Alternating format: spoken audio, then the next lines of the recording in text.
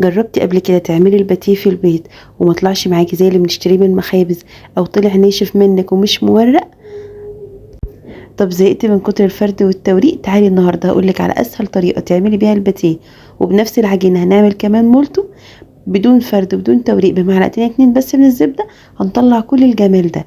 المدارس داخله علينا ومحتاجين نعمل شويه مخبوزات كده تسهل علينا الدنيا وكمان تكون ناجحه. بصوا الطراوه والحلاوه بتاعه العجينه، بأسهل وأبسط مقادير هنعمل كل الجمال ده، وكمان هقولك ازاي تخزنيها في الفريزر تعيش معاكي أطول وقت. تابعوني لاخر الفيديو وهنعرف مع بعض ازاي عملنا الباتيه والمولتو ده في الفرن وكمان بأبسط المقادير. تسمي الله كده. وفي بولة عندنا هنحط 4 كوبايات من الدقيق، عليهم رشة ملح و3 معالق من السكر ومعلقة ونص من الخميرة. أنا بستخدم الخميرة البيرة، بتبقى احلى بكتير وريحتها جميله قوي في المخبوزات عن الخميره الفوريه. لو متوفره عندكم استخدموها، مش متوفره نستخدم كيس من الخميره الفوريه.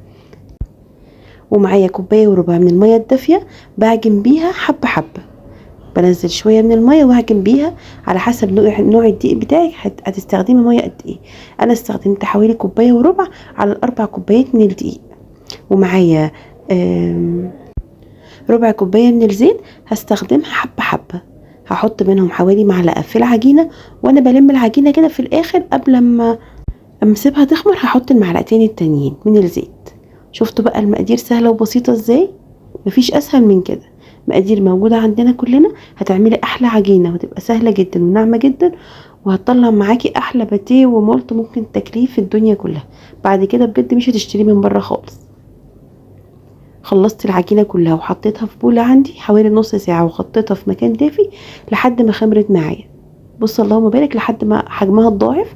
وبعدين بقى كده اخدتها على الرخامه وفردتها بالنشابه بتاعتي لسمك كده، يعني ما تبقاش رقيقه قوي وما تبقاش سميكه قوي. دي كل العجينه بتاعتي بعد ما فردتها كويس قوي. وحطيت طبعا على الرخامه دقيق علشان ما تلزقش مني بالسكينه، وهبدا اعمل من الطرفين كده نفس الشكل اللي انا عملته ده. دول بقى حوالي 3 معالق من الزبده بدرجه حراره الغرفه عادي، مش مسيحاهم. وبالفرشه كده وابدا اوزعهم على كميه العجين اللي قدامي. انا قطعت بالسكينه كده شرايح في الاطراف بتاعه العجينه، وبالزبده بدات اوزعها على كل العجينه بتاعتي. 3 معالق بس من الزبده، اللهم بارك، كفوا العجينه كلها. وهبدا بقى ديت اهم خطوه في العجينه كلها، بدون توريق وفرد كتير.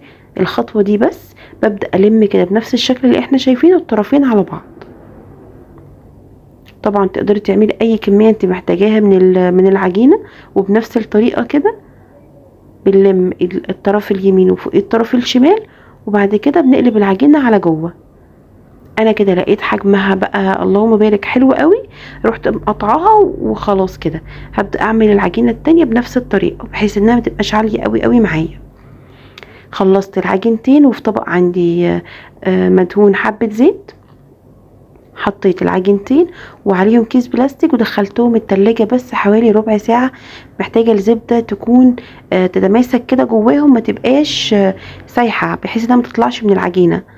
ممكن في الفريزر 5 دقايق بس وتطلعيها. هنا بقى بجهز للوش بتاع العجينة. حطيت بيضاية وعليها شوية فانيليا سايلة وقلبتها كويس قوي كده بحيث انها تبقى جاهزة معايا للوش بإذن الله. طلعت بقى العجينة من التلاجة. طبعا الزبدة دلوقتي متماسكة جدا جدا، الجو حر، ولو ما عملتيش خطوة الزبدة دي الزبدة هتسيح وتبدأ تطلع من الجوانب بتاعة العجينة. دي اول قطعة عجين كنت انا حطاها في الفريزر، طلعتها، والتانية سبتها في التلاجة زي ما هي. طبعا تلاجة او الفريزر براحتك.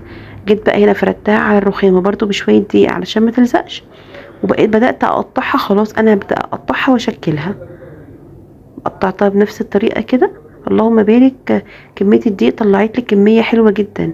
انا هنا بعمل الباتيه على اللهم بارك حجمه كبير. ممكن طبعا لو هتعملي حجم صغير تصغري عن كده، ده يرجع ليكي.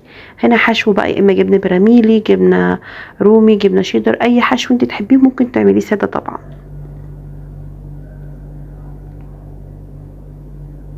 بنفس الطريقة كده سهل جدا. حطيت الحشو وبدأت اقفلها بس كويس قوي من الطرف بتاعها علشان ما تفتحش مني. بس كده، شفتوا اسهل من كده؟ لا فرد ولا توريق كتير وزبدة كتير ولا اي حاجة خالص، وهيطلع خفيف وهش ومورق جدا وحلو جدا جدا. بنفس الطريقة كده هنعمل كل الكمية كلها. طبعا ممكن تحشيه حادق وممكن تحشيه حلو، يعني ممكن تحشيه مربى شوكولاتة اللي انت عايزاه. كمل كل الكمية بالطريقة دي.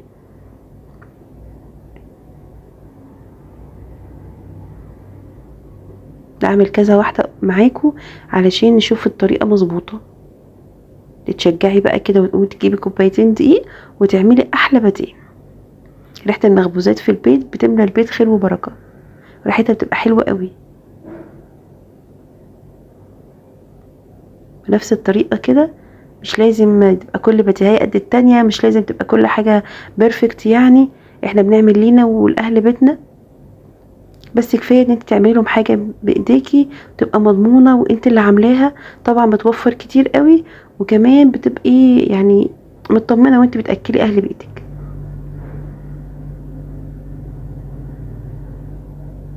بصوا احجامها، في الحجم الكبير وفي الحجم الصغير على حسب انت مقطعه تقطيعه قد ايه. جبت صينيه ودهنتها برشه زيت بسيطه كده، وبدات ارص فيها الباتيه بتاعي. طبعا بغطيه بفوطه واركنه على جنب، بيبدا يخمر. كل الكميه اللي انت شايفينها دي تبدا تتضاعف، كل واحده تبقى ضعف حجمها. ديت القطعة العجينة التانية طبعا كنت سايباها في الطبق في التلاجة، ما طلعتهاش، لسه مطلعها دلوقتي بحيث ان برضو ابقى ضامنة ان الزبدة ما تسيحش معايا. دي بقى هبدأ اقطعها على شكل مولتو. عايزة اقول لكم نفس العجينة يا جماعة، بنفس الخطوات بكل حاجة. يعني تقدري تعملي اي عجينة واحدة وتعملي بيها كل الاشكال اللي انت تحبيها. طبعا ده في الفرن، المولتو والباتيه ده في الفرن. كنا عملنا قبل كده فيديو مع بعض، المقلي في الزيت. المرة دي لا، المرة دي اللي هيتخبز في الفرن. بصوا سهل جدا، ده مش محشي خالص. كان عندي شوية مربى جزر كده طلعتهم وحشيت بيهم كام واحدة، بس بجد هو طعمه خطير، مش محتاج تحشي حاجة اصلا، وسهل جدا. شفتوا؟ مفيش اسهل من كده. طبعا بصينية مدهونة حبة زيت وبدأت ارص فيها المولتو. برضو عامله اللهم بارك حجمين، الحجم الكبير والحجم الصغير. هنا بقى بعد ما سبتها حوالي ساعة الا ربع لحد ما حجمها يتضاعف جدا، يعني ما تستعجليش عليها، حجمها هيتضاعف. بصوا اللهم بارك، كان حجمها صغير قوي بقت قد ايه. كل ما تسيبيها تخمر وتاخد حقها في الخمر، كل ما تبقى خفيفه ما تطلعش تقيله، وكمان تبقى مورقه ومفرغه من جوه، تبقى حلوه قوي. بدات بقى طبعا دهنت الوش بتاعها بالبيضه وشويه الفانيليا اللي احنا لسه عاملينهم مع بعض. ممكن تزيني بقى الوش بحبه البركه بسمسم، ممكن ما تحطيش حاجه خالص. بصوا هنا الصينيه دي حطيت عليها سمسم. ده بقى المولتو برضو دهنته بالبيضه. البيضه بتديله لون من فوق حلو قوي قوي، بتخليه الوش احمر كده ومقرمش، يعني في سنه قرمشه من على الوش جميله. ممكن طبعا تستغني عنها وتدهني الوش بحبه لبن بسكر او حتى حبه ميه بسكر. بس البيضايه بتدي للوش لون وطعم وريحه حلوه قوي. مفيش زفاره. الجماعه اللي يقولوا البيض والزفاره وكده، رشه الفانيليا السايله على البيض بيخليها في حته تانية. بصوا هنا اللهم بارك، دخلتها الفرن على طول، ما اخدتش حوالي ربع ساعه. انا مشغله الشوايه ومشغله الفرن، يعني مشغلاهم الاتنين مع بعض. بصوا اللهم بارك الطراوه، هي لسه طالعه من الفرن، هي سخنه تحت ايدي، بتطلع من الصينيه سهل جدا جدا. مش قادره اقول لكم جميله ازاي، هتعجبكم جدا جدا، لازم تجربوها. هكتب لكم كل المقادير بالجرامات تحت الفيديو في صندوق الوصف، وجربوها وان شاء الله تعجبكم. بصوا اللهم بارك طريه ازاي، والوش مقرمش، يعني ناجحه بكل المقاييس يا جماعه. جربوها. ممكن تعملوا الحجم الكبير الحجم الصغير. اللهم بارك. بصوا بقى لما فتحتها من جوه زي بتاعه الافران بالظبط، ما تفرقش عنها حاجه، الفرق الوحيد ان انت عاملاها بايديكي. بصوا تحفه وسخنه كده وريحتها حلوه قوي وطعمها احلى. تقدميها بقى بالشكل اللي تحبيه.